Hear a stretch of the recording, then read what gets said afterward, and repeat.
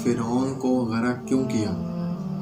फ़िरौन के पास तो बहुत ज़्यादा ताकत थी या बहुत ज़्यादा उसके पास मालो दौलत भी थी, फिर भी अल्लाह पाक ने फ़िरौन को गरक क्यों किया। क्या ऐसा रीज़न था जिसकी वजह से अल्लाह पाक ने फ़िरौन को गरक किया।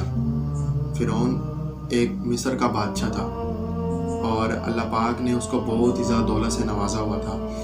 जब इंसान के पास ताकत और पैसा ये दोनों चीज़ें आ जाएं तो इंसान फिर गरूर और तकब्बुर में आ जाता है। ये इंसान की नेचर में है और फ़िरौन के पास भी वही आ गया था।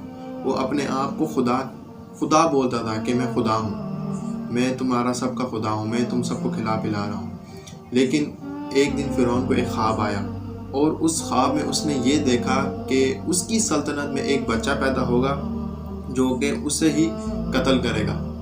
फिर उसने अपने के थे सिपाही वगैरह, उनको जो उनके सोल्जर थे, उनको उसने ऑर्डर दिया कि जितने भी मेरी सल्तनत में बच्चे पैदा होंगे उन सबको कत्ल कर दो। तो उन्होंने ऐसे ही करना शुरू कर दिया। उन्होंने कत्ल, जितने भी बच्चे पैदा होते थे फ़िरौन सबको कत्ल कर देता था। तो उनके जो सल्तनत के जो लोग थे ना, जो उनके अंदर महल में लोग उनके होते थे वज़ीर, जो उन्होंने उनसे बात की कि अगर हम इसी तरह लोगों को कत्ल करना, बच्चों को कत्ल करना शुरू कर देंगे ना, तो हमारे यहाँ पर कोई भी नहीं बचेगा।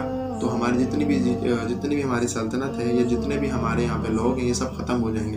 तो फ़िरौन ने ये ऐलान किया कि 1 साल बच्चे हम कत्ल करेंगे और 1 साल हम बच्चे कत्ल नहीं किया करेंगे।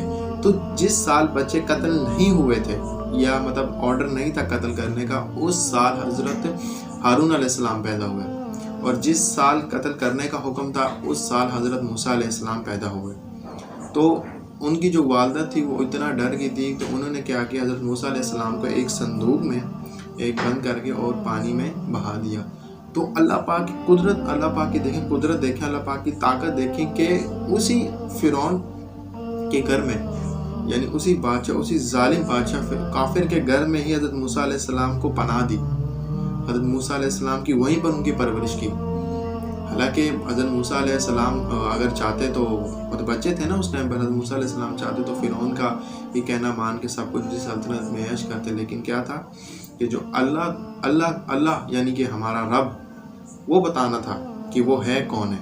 हज़रत मूसा अलैहिस्सलाम फ़िरौन के पास गए और उनसे ये कहा कि जो हमारा रब है वो सिर्फ एक ही है, अल्लाह, तुम उस पर ईमान ले आओ। तो वो आगे से फ़िरौन नाउज़ बिल्लाह वो मजाक उड़ाता था कि कहाँ है तुम्हारा रब, मुझे सीढ़ी लगा के दो कि मैं आसमान के ऊपर जाके देखूं कि कहाँ है तुम्हारा रब, मुझे इमारतें बना के दो, मेरे लिए बिल्डिंग वगैरह खड़ी की जाए कि मैं देखूं कहाँ है तुम्हारा रब। इसी गरूर और तकब्बुर की वजह से अल्लाह पाक ने उसको बदतरीन सज़ा दी। जब फ़िरौन अल्लाह पर ईमान नहीं लाया तो अल्लाह पाक ने उसको पानी में गरक कर दिया। हालांकि मूसा अलैहिस्सलाम बार बार जाते थे उनके पास पैगाम लेके जाते थे अल्लाह का, लेकिन वो नहीं माना। वो उस अना में था, उस अपने गरूर तकब्बुर में था। उसको पैसा था, उसके पास ताकत थी, यही था उसके पास कि मेरे पास पैसा है, मेरे पास ताकत है, मैं सब कुछ अचीव कर सकता हूँ, यानी कि मैं ही गॉड हूँ। ऐसा नहीं था। उसके ऊपर कई ज़्यादा अल्लाह पाक ने उनके मौजज़े तक दिखाए। जैसे हज़रत मूसा अलैहिस्सलाम की जो लाठी थी उससे वो सांप बन जाता था।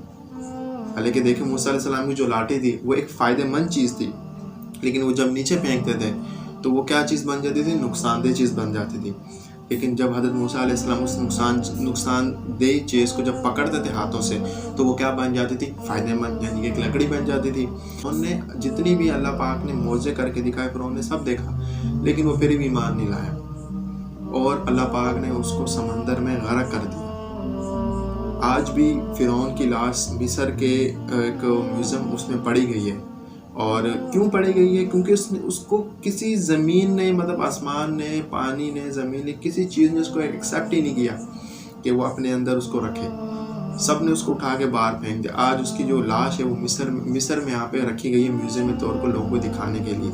अल्लाह पाक ने क़यामत तक ये इसकी निशानी रखी कि जो मेरे आगे खड़ा होगा या जो मुझसे फाइट करेगा उसका मैं ये हाल करूँगा।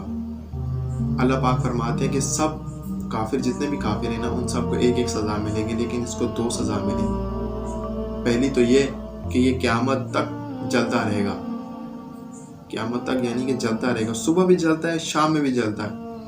حالانکہ ہمیں نظر نہیں آ رہا ہوتا، لیکن یہ جل رہا ہوتا ہے، صبح بھی جلتا ہے، شام میں بھی جلتا ہے۔